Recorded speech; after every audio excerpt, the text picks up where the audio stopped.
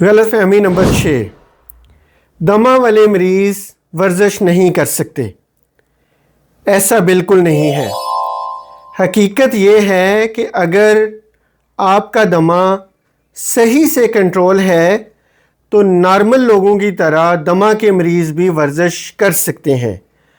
ہاں، کچھ لوگوں کے اندر ورزش کی وجہ سے سانس کی نالیاں شروع میں تنگ ہو جاتی ہیں، جس کو ٹھیک کرنے کے لیے آپ اپنے ڈاکٹر سے مشورہ کر کے اپنا انہیلر ورزش شروع کرنے سے 30 منٹس پہلے استعمال کریں۔